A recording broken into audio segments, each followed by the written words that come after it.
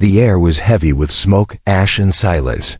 Ryan moved slowly through the ruins of the old colony. His boots crushed small bones and burnt leaves as he stepped carefully. His ration pack was almost empty, and the water in his bottle was down to a few drops. The planet, once green and full of life, was now a forgotten jungle filled with danger. He had come to scavenge metal parts from old ships, but so far, he'd found nothing useful, only silence, ruins, and the feeling that he was not alone. A soft sound stopped him, not a growl, not a roar, just a tiny whimper. Like a baby animal crying, Ryan turned and looked toward a collapsed cargo crate, half buried in thick vines. His hand went to his belt where his old plasma pistol hung. Just in case, he stepped closer and crouched near the crate. That's when he saw it, a small creature, hiding in the shadows, trembling. It had golden fur matted with dirt, glowing blue eyes filled with fear and hunger. Its ears were sharp, its claws thin and long, and its small body looked half-starved. It wasn't human, but it also wasn't fully beast. It was something in between, a cub of some unknown alien species. Ryan stared, unsure. The cub didn't attack or run.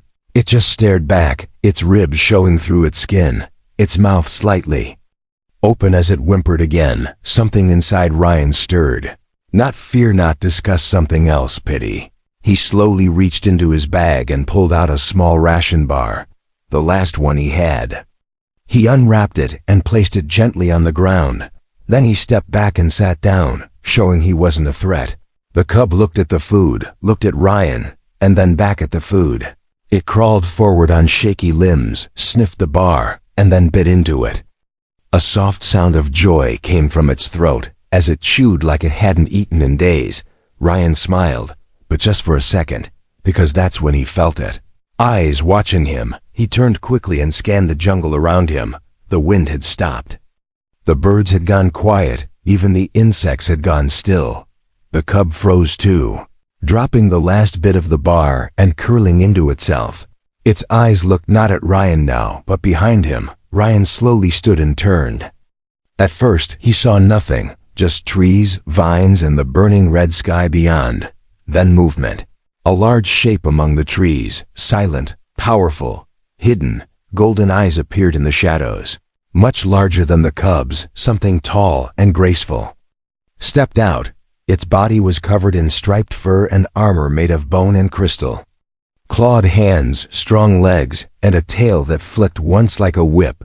It was her, the mother. She stared at Ryan without blinking. Her eyes sharp and dangerous. She didn't growl, didn't roar. She just stared, silent and powerful. Ryan didn't move. He didn't speak.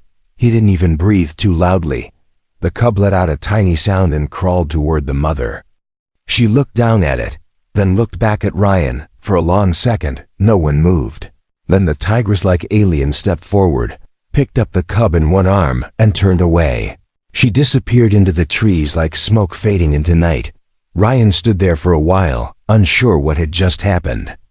He didn't know if he had just made a friend or invited something far worse. But one thing was clear. He wasn't alone anymore. As he turned to leave, he noticed something strange, scratched into the dirt. Near where the cub had been, a single symbol, drawn with a claw, something alien, something meant for him. He didn't know what it meant. But he knew one thing. The jungle had just noticed him, and it wouldn't forget. Ryan didn't sleep much that night. Even though he set up his camp behind metal wreckage and used his heat sensor to detect movement, something deep inside told him it wasn't enough. He kept hearing the jungle breathe, the soft hissing of leaves, the rustling of vines, and every few minutes the same feeling, that he was being watched. The memory of those golden eyes haunted him. Eyes that belonged to something more than an animal. That alien woman, tigress, queen, hunter, whatever she was, had seen him feed her cub, and she had let him live. Why? He sat beside his small fire, his rifle on his lap, trying not to blink. Too long, but exhaustion won. His eyes closed for just a moment. That's when it happened. Beep. Beep. Beep.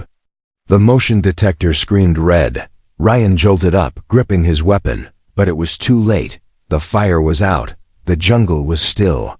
And a tall shadow stood right in front of him. He lifted his rifle, but a swift strike sent it flying. The force knocked him backward, and he landed hard, air rushing out of his lungs. She was on him in seconds, her clawed hand on his chest, pushing him down. Her golden eyes locked on his, inches away. Her breathing was calm, but her muscles were coiled, ready to strike. It was her, the alien tigress, but she wasn't killing him. Not yet. Ryan lay frozen.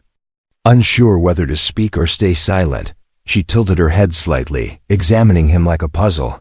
Then she spoke in a low, alien tongue, each word thick and sharp like metal. Of course he couldn't understand. "I don't know what you're saying," Ryan whispered.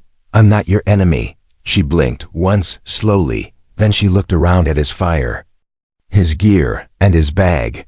She sniffed the air, and her gaze returned to his face. Ryan didn't dare move, not with her claws resting on his ribs. Then suddenly, she stood up and stepped back. She motioned toward the trees with her hand, and just like that, she disappeared again. Silent as the wind, Ryan lay there, stunned, still alive. He picked up his gear, breathing hard. There were no injuries, just confusion and a racing heart. But something had changed near the edge of the clearing. He spotted it again. Those same alien glyphs scratched into the soil, more complex now.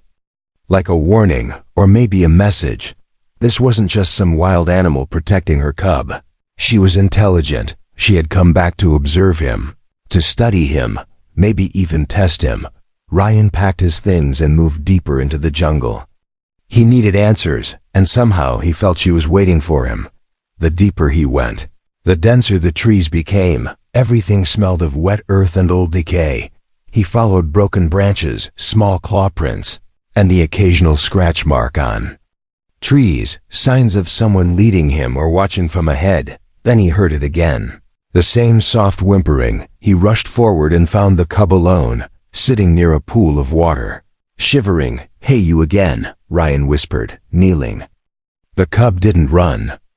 It tilted its head and blinked at him, making a soft mewling sound. It limped toward him, and Ryan noticed a cut on its leg. It must have gotten separated. He reached out gently, and this time, the cub allowed him to touch it. Its fur was soft, but cold. He pulled out a med patch from his kit and covered the wound carefully. "There we go," he said. "Not so scary now, huh?" But before he could smile, he heard it.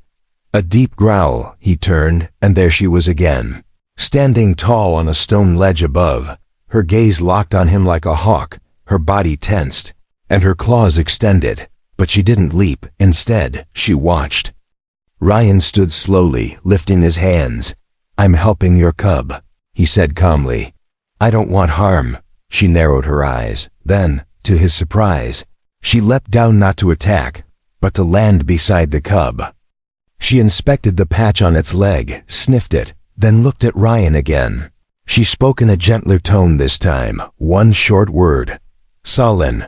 Ryan had no idea what it meant, but it didn't sound like a threat. She touched her clawed hand to her chest and repeated it. "Sullen."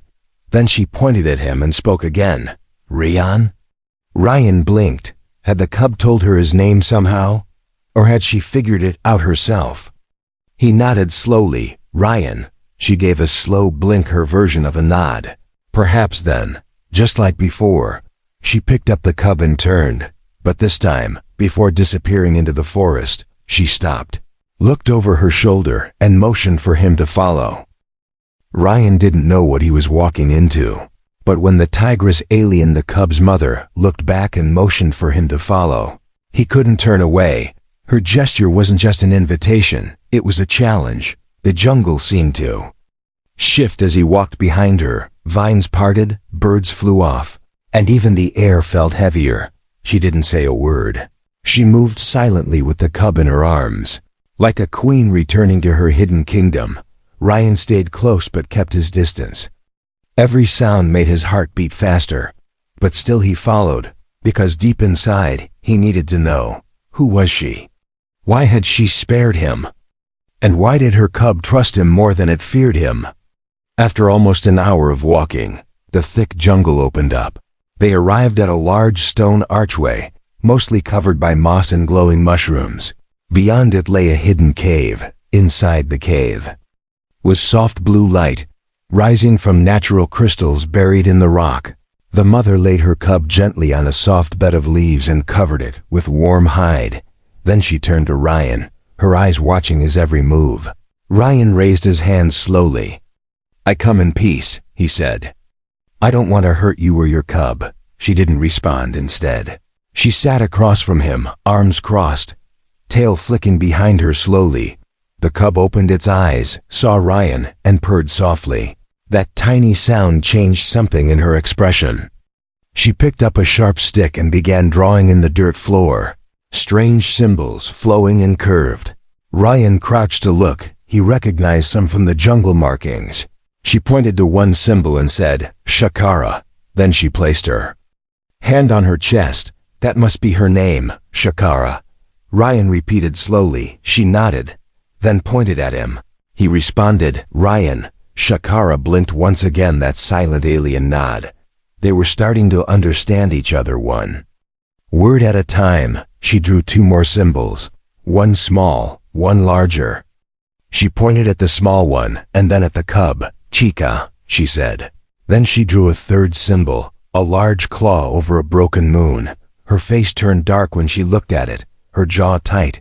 She pointed at the symbol, then pointed to her body, then slashed a claw across the image. Ryan didn't need translation to know. It meant danger. It meant war. She growled softly and looked at him with sadness and warning in her eyes. Ryan sat quietly, letting her speak in her own way.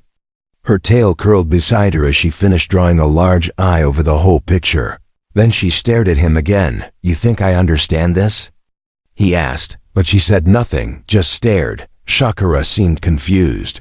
She tapped her head, then tapped his, maybe wondering why they couldn't speak the same way. Then surprisingly, she reached out, slowly, carefully. Her clawed fingers touched his forehead gently. Ryan didn't flinch. Her hand was warm, rough, but not threatening. She closed her eyes and whispered something soft, like a prayer. He didn't understand her words, but he understood the feeling, connection, curiosity, a strange bond forming between two creatures from different worlds. Suddenly, the cub stirred and whimpered. Shakara turned fast, brushing its fur and purring gently to calm it. Ryan sat back and watched. She was so fierce and yet so gentle with her child. It reminded him of his own mother. Memories flashed through his mind, being abandoned during the collapse of his colony, hiding in burnt shelters, begging for food. Nobody had saved him. He had survived alone, but now he had saved this cub, and its mother had chosen not to kill him for it. That meant something, even if no one else saw it. Shakara stood again, walked to the entrance of the cave, and looked out into the jungle. The wind was rising, and a strange humming filled the air. She growled low in her throat, then turned to Ryan. With one hand, she gestured to him, then to the cub, then made a sharp slicing motion across her own neck. Her eyes were serious, deadly, warning. Danger was coming. She tapped the cave wall 3 times, pointed to the ground, and growled one word, "Hide." Ryan didn't argue. Whatever she had sensed, it was close. The cub mewed softly again. Sensing something wasn't right, Shakara picked it up and handed it to Ryan. He held the small creature close, surprised by the sudden trust. Shakara looked at him one last time, then vanished out the entrance like a whisper in the wind.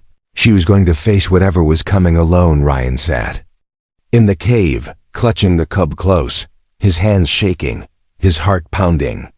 He looked down at the small face resting against his chest. "I don't know what's happening," he whispered, "but I won't let anything hurt you." And somewhere out in the jungle, Shakara, warrior, mother, protector, was preparing to fight for both of them. The jungle was quiet, too quiet. Ryan sat deep inside the glowing cave, holding the warm alien cub close to his chest. Its breathing was soft, peaceful, and innocent, but Ryan's heart wasn't calm.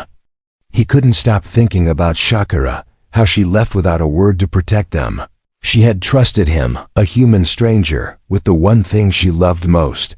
And now, she was out there, in the wild, facing something he couldn't even see. The crystals on the cave walls flickered with dim blue light.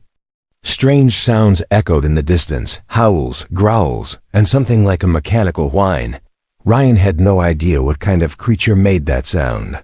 But he knew one thing, it wasn't friendly. The cub stirred in his arms and let out a soft cry. Ryan gently rocked it back and forth, whispering, "It's okay, little one. She'll come back." But part of him wasn't sure. What if she didn't? What if something happened to her out there? After what felt like hours, Ryan stood up. He couldn't just sit and do nothing. He looked around the cave for anything useful: sticks, bones, rocks, anything that could help.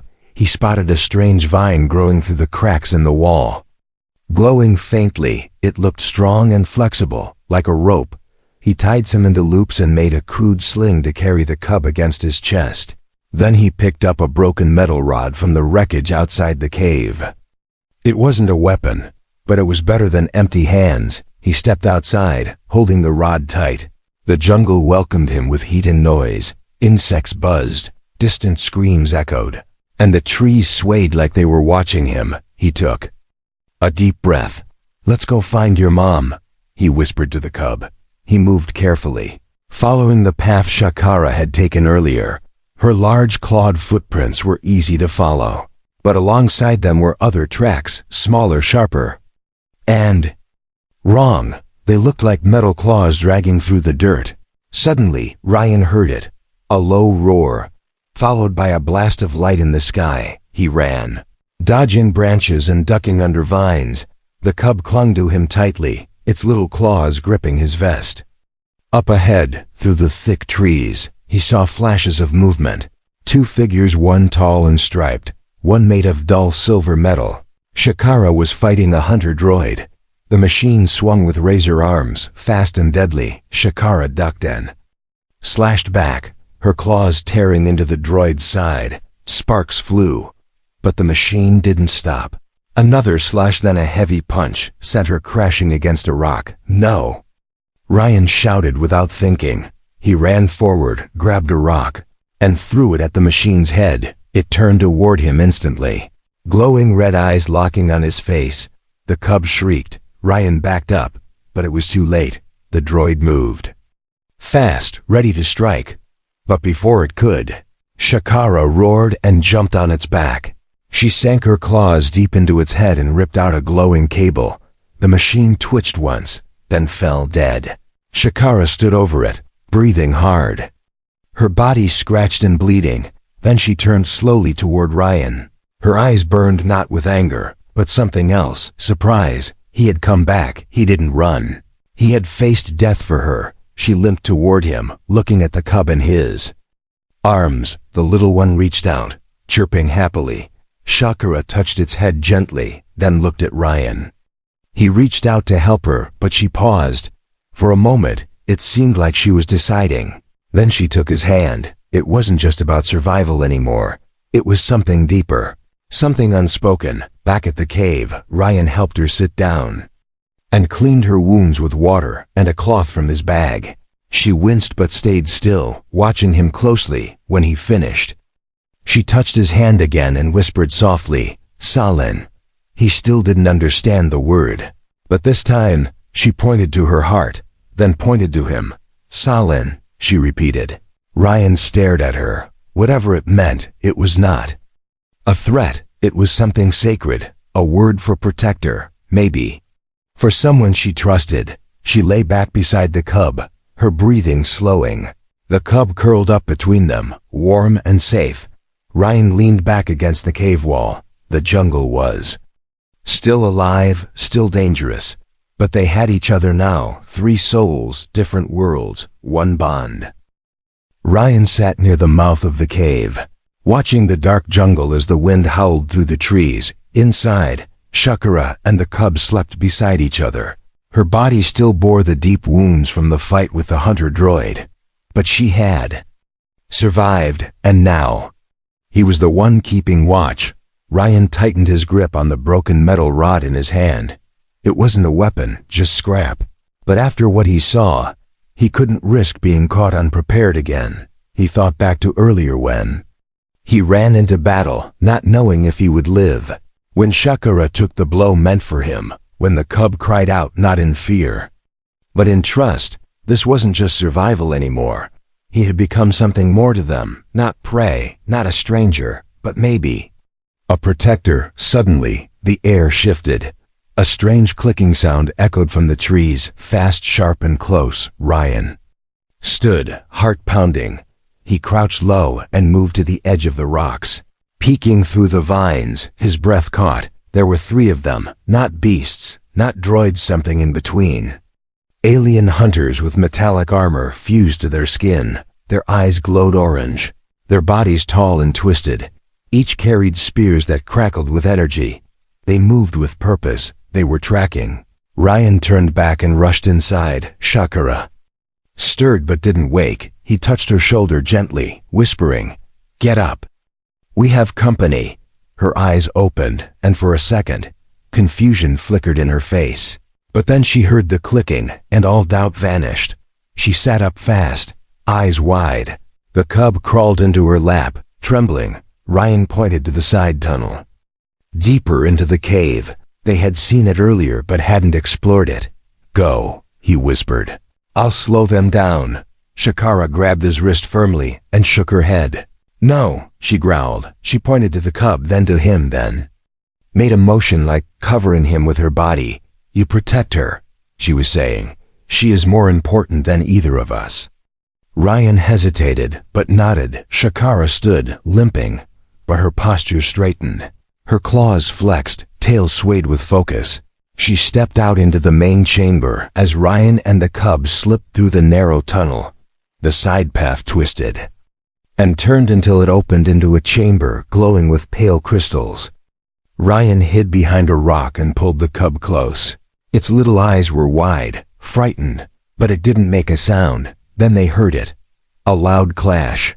A roar, a scream, and then silence. Ryan closed his eyes. He wanted to believe Shakara had won again, but the silence was too long, too empty. He held the cub tighter. "I'm not going to let anything happen to you," he whispered, "no matter what." Minutes passed. Then, footsteps, heavy, dragging footsteps echoed through the tunnel. Ryan raised the metal rod, ready to fight, but it wasn't a hunter. It was Shakara. She stumbled into the chamber.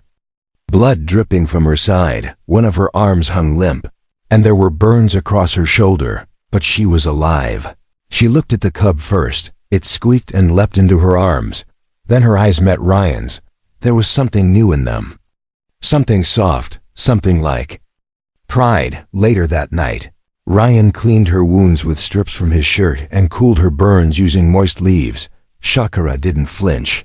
She watched him with calm eyes, even as pain showed on her face. When he finished, she touched his hand, then placed it on her chest. "Salen," she whispered again, then pointed at herself.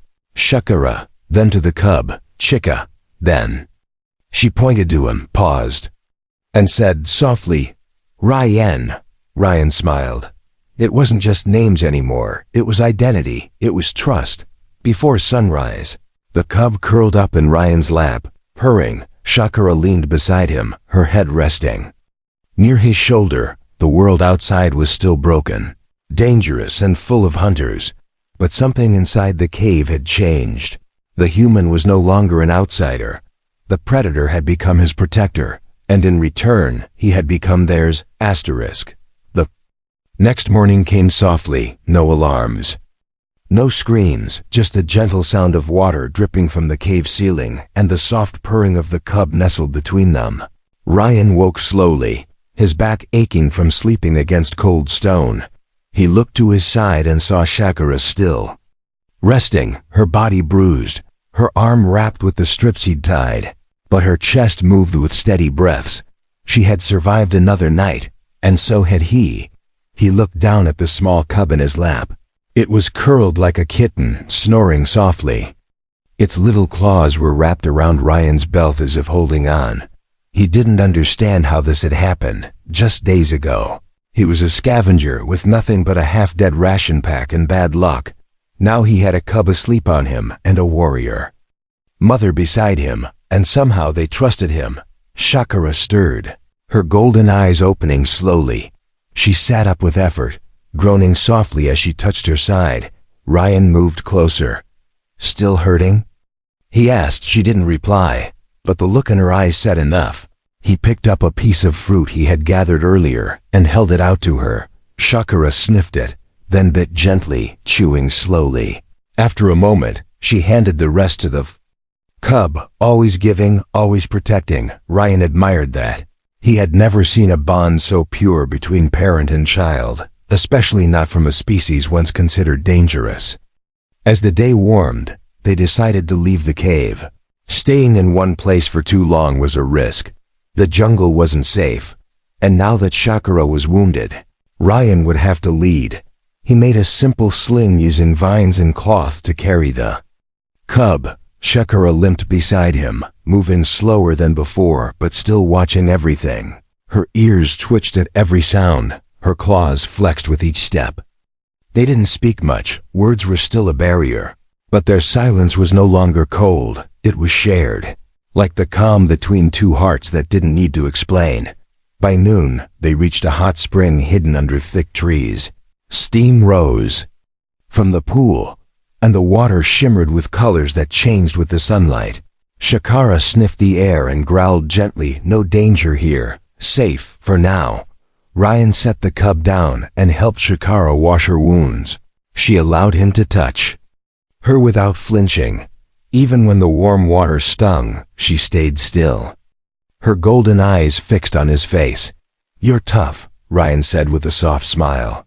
Shakara tilted her head, confused by the word. He tapped her arm gently and nodded. She understood. "Ryan," she whispered, then touched her own chest. "Shakara," he smiled again. This time she smiled back just a little, but it was real. As the cub splashed around playfully in the shallow edge of the spring, Ryan and Shakara sat side by side on a flat stone. They didn't speak. They just watched the cub and let the silence settle. Then, she pulled something from her pouch, a small crystal pendant tied with braided hair.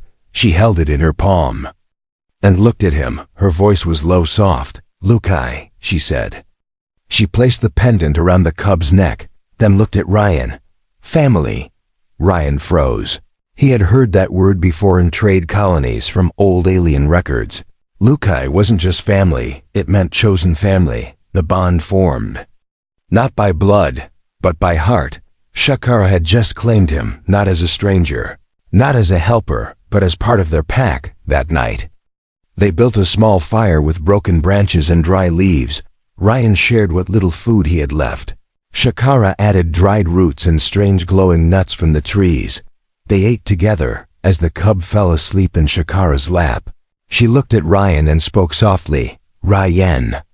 Sullen, she tapped her chest again, then his, then reached out, placing her clawed hand gently over his. This was more than trust now. This was bond. No longer predator and prey. No longer stranger and alien. They had become a strange, quiet family born not from understanding each other's language, but from understanding each other's pain, their will to survive, their shared fire. Ryan looked up at the stars through the trees. He didn't know what tomorrow would bring. He didn't know if they'd be hunted again. But one thing was clear. He wasn't alone anymore, and for the first time in a long time, he didn't want to be. The next morning, everything felt too quiet. Even the wind didn't move the trees. No birds, no insects, no jungle sounds, just silence. Shakara opened her eyes first, her ears twitching. She looked around quickly and nudged Ryan awake. He sat up, eyes still heavy with sleep. "What is it?" he whispered. She didn't speak. She just pointed to the trees, to the shadows. Then he heard it too, a low humming, like machines far away. It was growing louder. Ryan grabbed his gear and lifted the cub into the sling. Shakara stood, limping slightly, but ready, her claws out, her tail swaying behind her. The hunter drones had found them again. They moved fast through the jungle, pushing past thick branches and glowing vines. But the sound followed them, always just behind, clicking, humming, beeping. Then came the flash. A blast of white light hit the trees ahead, sending them crashing down. 3 silver hunter droids appeared, walking through the smoke. This time, they weren't alone. Behind them marched soldiers in black armor with alien markings on their chests, their eyes cold, their weapons drawn. Ryan pulled Shakara behind a rock. "They've brought a whole squad," he said, breathless. Shakara looked at the cub, then back at him, her jaw clenched, her claws shook. She was going to fight. "No," Ryan whispered, "you'll die." But she growled low and placed her hand on his chest. She didn't speak the words, but her message was clear. "If I don't stop them now, they'll never stop hunting us." She stepped out, tall and proud. Even with her wounds, she looked like a queen. The hunters paused, recognizing her. One of the soldiers shouted in a foreign tongue, raising his blaster. Before he could fire, Shakara let out a roar so powerful that the ground seemed to shake. She charged forward, claws glowing with heat. The jungle itself responded. Trees shifted, birds flew from hiding, even the vines moved. Ryan watched from the shadows, holding the cub tightly. He didn't want to run. He couldn't. Not when she was fighting alone, not when she had trusted him, not when he was their Salin. He set the cub behind a log and whispered, "Stay here, no matter what." Then he grabbed the sharp crystal knife Shakara had given him earlier and ran toward the fight. The first droid raised its blaster at Shakara's back. Ryan jumped onto it from behind and drove the knife deep into its control plate. It sparked and fell. Shakara looked back, eyes wide, then gave him a short nod. They would fight together. They moved like one. Ryan used traps, ropes, rocks, and fire. Shakara used her claws, speed, and fury. One by one, the enemies fell, but not without a cost. Shakara was hit by a plasma blast across her ribs. Ryan took a hit to the shoulder, but kept moving. They were bleeding, out of breath, but they didn't stop, because behind them, in the bushes, the cub was watching, and neither of them would let her be taken. Finally, only one soldier remained. He was larger than the rest, his armor darker, his eyes colder. He raised his weapon. Ryan stood between him and the cub, arms wide, bleeding but strong. The soldier laughed in his alien language and stepped forward. But then Shakara roared again. She leapt, slammed into him with full force, and pinned him to the ground. She didn't kill him with claws. She looked into his eyes and whispered something, a word that made the soldier's eyes widen in fear. Then she let him go. He ran, terrified, disappearing into the jungle alone. The battle was over. Later, they sat near a small fire. The jungle had returned to normal. Birds chirped again. Light filtered through the trees. Peace had returned, at least for now. Shakara leaned against Ryan, tired but alive. The cub curled in Ryan's lap, playing with his fingers. They didn't need words anymore. Their eyes said everything. She had seen him risk his life. He had seen her give up her crown to protect him. Together, they had chosen each other. As the stars came out, Shakara tied a new pendant around Ryan's neck, a crystal shaped like a flame, a symbol of fire and family. She placed her hand on his shoulder. "Salin," she said once more, but this time she added another word, softly, carefully, "Mate." Ryan didn't move for a moment. Then he looked down at the cub, who smiled up at him with glowing eyes. And he smiled back, not a warrior, not a scavenger, not just a human, but something more, a father, a protector, and maybe even a partner. They had no home, no planet, no flag, but they had each other. And that was enough to start again, together, in the heart of the stars.